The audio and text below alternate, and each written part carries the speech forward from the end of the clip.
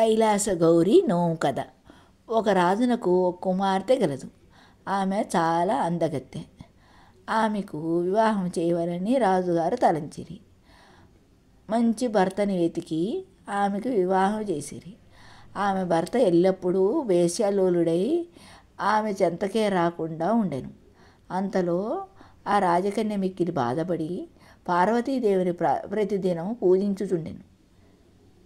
అతనితో తనను కలపమని ప్రార్థించుచుండెను. అట్లా కొంతకాలం జరిగిన తర్వాత పార్వతీదేవి ఆమె యందు కరుణించి ఒకనాటి రాత్రి ఆమె స్వప్నంలో కనిపించి కైలాసగౌరి నోము నోచినచో భర్త ఎడబాటు లేకుండా ఉండనని చెప్పింది. తెల్లవారిన తర్వాత ఆమె గత రాత్రి స్వప్న వృత్తాంతము తన తండ్రికి తెలిపి కైలాసగౌరి నోము నోచుకుంటానని కోరిను.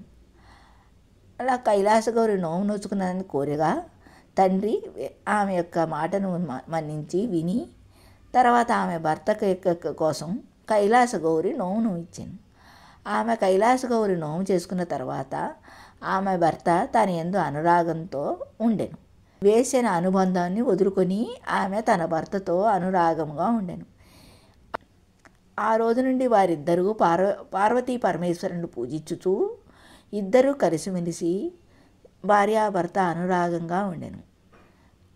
ఈ విధంగా కైలాస గౌరి నోము నోచుకునేచో భార్యాభర్త అనురాగంగా 10 కాలాలు చల్లగా సౌభాగ్యవంతులై ఉంటారు.